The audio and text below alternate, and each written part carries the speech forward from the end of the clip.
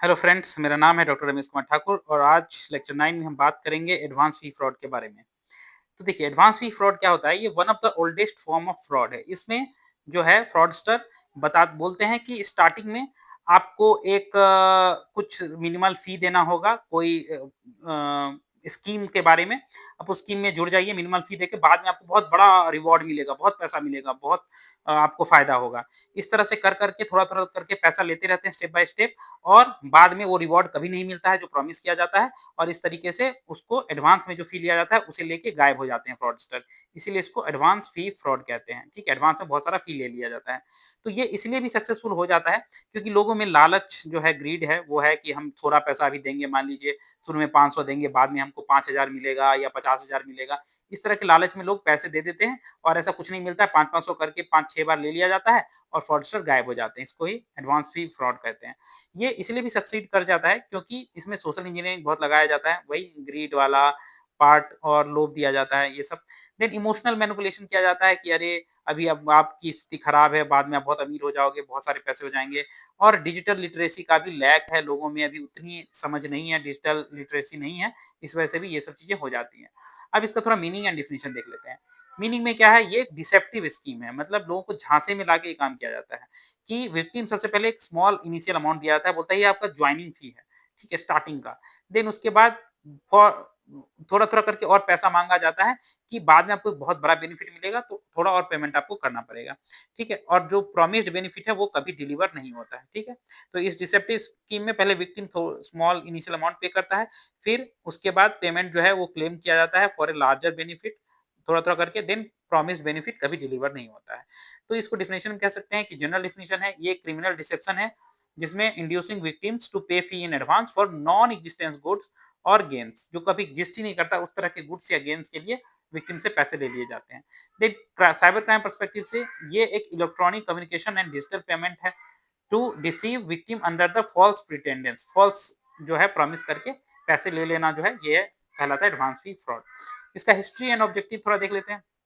Historical background ये है कि ये जो है फेमस 419 स्कैम जो है की तरह है। इसमें क्या है, नाइजीरियन क्रिमिनल कोड था 419, ठीक है? नाइजीरिया में जैसे इंडिया में ना इंडियन पिनल कोड आईपीसी, वैसे ही नाइजीरिया में था, नाइजीरिया का उसमें 419 पे ये स्कैम था कि पहले पैसा ले लिया जाता था और बाद में नहीं दिया जाता था बड़ा रिवॉर्ड। उस इसीलिए इसको 419 स्कैम भी कहा जाता था। इसका डिजिटल इम्पैक्ट क्या होता था कि फास्टर टू एग्जीक्यूट होता था, ग्लोबल रीच बहुत रहता था और डिटेक्ट करना बहुत हार्ड होता है। अब इसका ऑब्जेक्टिव क्या है? सबसे पहले तो मनी निकालना, एक्सट्रैक्ट करना, लोगों से मनी ठगना, then prolonging interaction to maximise gain और बहुत दिन तक लगातार पैसा ठगते रहना कि आपको अब मिलेगा करके थोड़ा-थोड़ा पैसा लेते रहना। देन ट्रस्ट, ग्रीड, फियर और सिम्पैथी का यूज़ कर लेते हैं ये लोग कि आप भरोसा नहीं करते, क्या हम भाग जाएँगे क्या? उसके बाद आपको बहुत पैसा मिलने वाला है, अभी आप क्यों धड़फड़ा रहे हैं? देन डर दिखा देते हैं, आप अभी छोड़ दोगे तो आपको ₹1 भी नहीं मिलेगा, आपको बने रहना है, थोड़ा-थोड़ा पैसा देते रहना है और सिम्पैथी दिखा के कि हम आपसे जुड़े हुए हैं, आपका फ़ायदा कराने के लिए जुड़े हैं, आपका उत्थान करने के लिए जुड़े हैं, इस तरीके से, ठीक है? देन इस लॉन्ड्रिंग इल्लीगल फंड को भी लॉन्डर करने के लिए ये जो है, ये ऑब्जेक्टिव इसका होता है, मनी मनी लॉन्ड्रिंग में भी इसका यूज़ होता है। अब टाइप्स ऑफ फ्रॉड देख लेते हैं। सबसे पहला लॉटरी और प्राइज़ स्कीम होता है। इसमें विक्टिम को कहा जाता है कि आपको एक प्राइज़ मिला है, बट उसके लिए आपको एक प्रोसेसिंग फी देना होगा।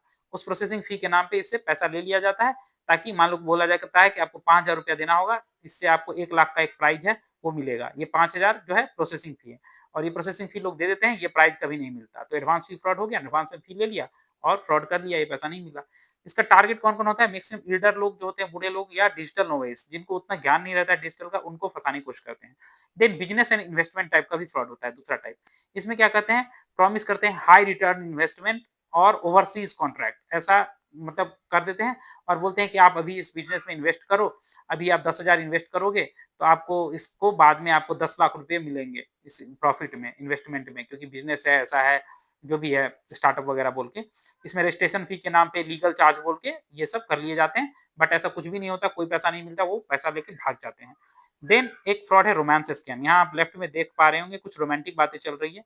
तो इसमें क्या करते हैं, जो फेक प्रोफाइल है वो बनाते हैं ये लोग, इमोशनल बॉन्ड बनाते हैं और उसके बाद पैसा रिक्वेस्ट करते हैं इमरजेंसी के नाम पे कि कोई मतलब कोई लड़का है जो मेंटली अलोन है, तो कोई लड़की का प्रोफाइल बना के उससे बात करेंगे, बोलेंगे कि फिर थोड़े दिन बाद कि मेरे पापा की सर्जरी हो रही है, मुझे 1 लाख रुपए की ज़रूरत है, मैं दे दूँगी, फिर आपको मुझे प्लीज़ बचा लो, मेरी हालत बहुत खराब हो गई है। तो वो लोग इमोशनल बॉन्ड बन के उस पैसा दे देते हैं, तो रोमांस में फँस के रोमांटिक स्कैम हो जाता है उनके साथ। तो ये भी एक टाइप होता है एडवांस फी फ्रॉड का। देन जॉब ऑफर स्कैम, इसमें फेक जॉब ऑफर लगाते हैं वर्क फ्रॉम होम और कहते हैं कि जॉइनिंग पे मतलब इनिशियल फी देना पड़ेगा जॉब ऑफर ताकि अब हम आपको बाद में देंगे। इसके नाम पे ले लेते हैं और फिर पैसा लेके भाग जाते हैं। देन इनहेरिटेंस और चैरिटी स्कैम भी होता है। इसमें बोलते हैं कि आपको बहुत बड़ा इनहेरिटेंस में कोई आदमी अपनी ज़मीन या अपना पैसा आपके नाम पे छोड़ के गया है। मान लीजिए $5 मिलियन आपके नाम पे छोड़ के गया है, ठीक है? लोग उस $5 मिलियन के लिए बोलते हैं कि आपको केवल $1000 देना है प्रोसेसिंग फी और फिर इसके नाम पे लेके और कुछ भी नहीं मिलता है, भाग जाते हैं वो लोग। ये सब एडवांस फी फ्रॉड के टाइप हैं। अब टेक्निक्स एंड टेक्नोलॉजी वो लोग क्या यूज़ करते हैं? सबसे पहले तो साइकोलॉजी, ये सबसे इंपॉर्टेंट है। याद रखिएगा वो अर्जेंसी पैदा कर देंगे कि अभी अर्जेंट करना है, तुरंत करना है, नहीं तो दिक्कत हो जाएगी। देन ऑथोरिटी, वो ऑथोरिटी का यूज़ करते हैं कि वो कुछ बन जाएँगे, ऐसे कोई बहुत किसी मैनेजर बन जाएँगे किसी बड़ी कंपनी के ऐसा-वैसा। देन ग्रीड, लालच तो सबसे बुरी है कि आपको बताएँगे आपको 100 गुना मिलेगा, 50 गुना मिलेगा ऐसे करके लालच दे देंगे और डर भी दिखाते हैं कभी-कभी कि अभी आप बीच में छोड़ दोगे या ऐसा कर दोगे, आप पे केस हो जाएगा ऐसा-वैसा करके फी ले लेते हैं, ठीक है?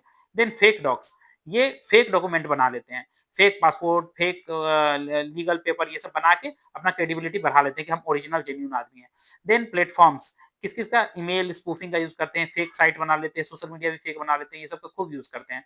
देन एस्केलेशन, इसमें क्या होता है छोटा फी लेते हैं, स्मॉल इनिशियल फी, उसका धीरे-धीरे करके फी बढ़ाते चले जाते हैं। शुरू में बोलेंगे जॉइनिंग फी 1000 दे दीजिए, फिर बोलेंगे फर्स्ट इंस्टॉलमेंट आपको 5000 का लगेगा, फिर 10,000 ऐसे-ऐसे करके फी बढ़ाते रहेंगे कि आपको बाद में सीधे 1 करोड़ मिलेगा। ऐसा करके कुछ बड़ा अमाउंट ये कर देते हैं और मिलता कुछ नहीं है, ठीक है? इस तरह से उसके बाद देखिए एडवांस फी का जो एडवांस फी फ्रॉड है उसका लाइफ साइकिल कैसे होता है। सबसे पहले वो टारगेट आइडेंटिफाई करते हैं कि ये हमारा टारगेट है, कोई पर्टिकुलर आदमी को आइडेंटिफाई कर लिया। उसके बाद उससे कॉन्टैक्ट करते हैं कि चलो भैया इसको कॉन्टैक्ट करके इसको फँसाते हैं। फिर उसका ट्रस्ट जीतते हैं कि देखो हम फलाने-फलाने आदमी हैं, हम आपको इतने रुपए दिलाएँगे, आपको इस स्कीम में आपको जोड़ देते हैं। देन फिर इनिशियल फी डिमांड करते हैं कि आपको बस जॉइनिंग फी लेना है, मान लो प 5000 रुपया देके जॉइन हो जाना है, फिर आपको बाद में बहुत पैसा मिलेगा। फिर उसका रिपिटिटिव उसका यूज़ करते हैं, बोलते हैं आप फर्स्ट इंस्टॉलमेंट, सेकंड इंस्टॉलमेंट करके 10,000 20,000 करके पैसे ठगते रहते हैं। और बाद में जब जैसे उसको अंदाज़ा हो जाता है कि मेरे साथ कुछ ठगी हो रही है, डिसअपियर गायब हो जाते हैं। वो आदमी मिलता ही नहीं है, सब उसका बंद हो जाता है। तो इस तरीके से ये लाइफ साइकिल है कि पहले टारगेट आइडेंटिफाई किया, फिर कॉन्टैक्ट किया, फिर ट्रस्ट जीता, फिर पहला फी डिमांड किया, देन रिपीट में फी डिमांड किया। ये रिपीट वाला स्टेप कई बार हो सकता है, 1 बार, 2 बार, 3 बार, जब तक कि वो फ्रॉडस्टर को पता ना कर ले वो आदमी और उसके बाद वो फिर गायब हो जाता है, ये लास्ट स्टेज। ये है लाइफ साइकिल। अब विक्टिम्स एंड इम्पैक्ट क्या गया है? कॉमन विक्टिम कौन-कौन है? सबसे पहले तो बूढ़े लोग जो अर्ली इंडिविजुअल हैं, वो फँस जाते हैं इसमें। कोई unemployed person fake job offer के चक्कर में फँस जाता है। देन लोनली और वल्नरेबल इंडिविजुअल, वो लोग जो रोमांटिक स्कैम फँसते हैं, जो लोनली हैं, कोई भी लड़का हो तो लड़की का प्रोफाइल बना के, लड़की है तो लड़का का प्रोफाइल बना के फँसा लेते हैं। देन स्मॉल बिज़नेस ओनर, ये लोग भी फँस जाते हैं, बड़े पैसे के रिटर्न इन्वेस्टमेंट के लालच में। देन इसका इम्पैक्ट क्या होता है? सबसे पहले तो फाइनेंशियल ऑफ कोर्स सेविंग्स का लॉस हो जाता है, कर्जा चढ़ जाता है, बैंकरप्सी की नौबत आ जाती है। देन साइकोलॉजिकल ट्रॉमा हो जाता है, डिप्रेशन हो जाता है, सेल्फ एस्टीम को धक्का लगता है कि हम इतने कैसे बेवकूफ़ हो सकते हैं। देन सोशल भी इसका मतलब इम्पैक्ट है। ट्रस्ट का लॉस हो जाता है, सोशल स्टिग्मा हो जाता है लोगों में कि ओह माय गॉड! हम ठगे चक गए, मैं कैसा बेवकूफ़ हूँ। Then challenges and legal aspects क्या-क्या हैं?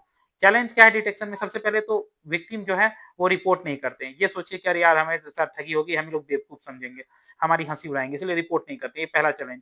दूसरा इसका क्रॉस बॉर्डर नेचर है स्कैम का, तो ये जल्दी पकड़े नहीं जाते हैं। किस देश से एक देश से दूसरे देश में बैठ के ये सब स्कैम होते रहता है। देन फेक आइडेंटिटी का यूज़ होता है, इसलिए पकड़े नहीं जाते, दूसरा कोई आदमी पकड़ा चला जाता है, फिर पता चलता है कि वो तो था ही नहीं। देन ट्रेसिंग पेमेंट में डिफ़िकल्टी होती है, पेमेंट इतना मल्टीपल उसका लेयर कर दिया जाता है, पता ही नहीं चलता कि पेमेंट एक्चुअली में गया कहाँ पे, ठीक है? अब लीगल एस्पेक्ट क्या है? इसको fraud and cyber crime law में रखा तो गया है एडवांस फी फ्रॉड को, देन इसको पनिशेबल है क्रिमिनल स्टैट्यू के अंदर कि हाँ, ये क्रिमिनल ऑफेंस है। देन इंटरनेशनल कोऑपरेशन काफ़ी चाहिए इसमें क्योंकि मल्टीपल देश जो है इसमें इन्वॉल्व रहते हैं। बट जनरली ये इंटरनेशनल कोऑपरेशन जो हो नहीं पाता है।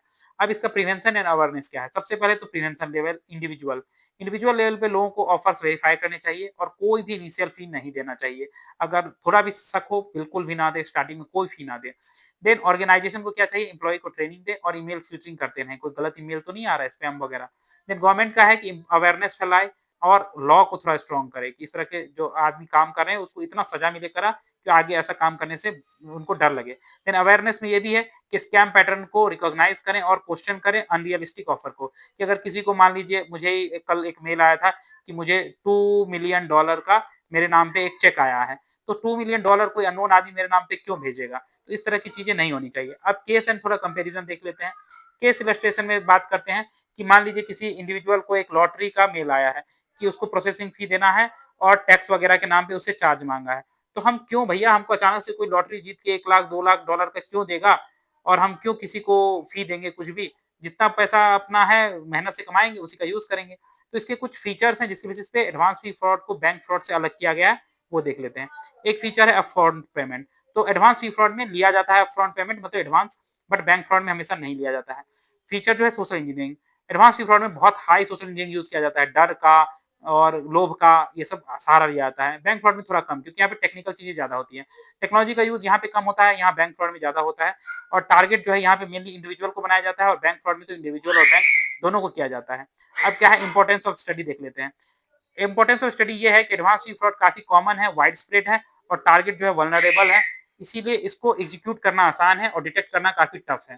ठीक है? तो हम अगर थोड़ा-सा अगर वो रहेंगे अटेंटिव रहेंगे तो चीज़ें हम पहचान पाएँगे और इसको रोकने में भी मदद हो पाएगी। हमें कभी भी ग्रीड नहीं करना है, किसी भी चीज़ को बिना वेरीफ़ाई किए ओके नहीं करना है, सस्पिशियस लिंक पे क्लिक नहीं करना है और कोई कितना भी अर्जेंसी दिखाए, हमें डरना नहीं है। नो फ़ियर क्योंकि डर गए तो उसकी वजह से ही आजकल बहुत सारे जो क्राइम है वो डर की वजह से भी हो जाते हैं। ठीक है? तो हमें इस तरह के फ्रॉड से बचना है। आई होप आप लोग को ये वीडियो पसंद आया होगा।